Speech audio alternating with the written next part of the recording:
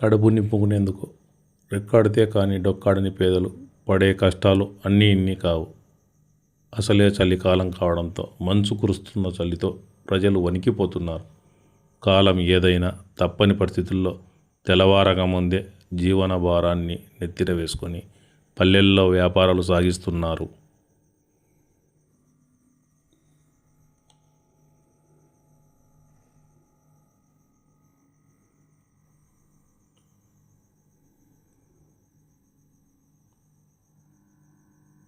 మంచు కురుస్తున్న తమ వ్యాపారాన్ని చక్కదిద్దుకుంటున్నారు.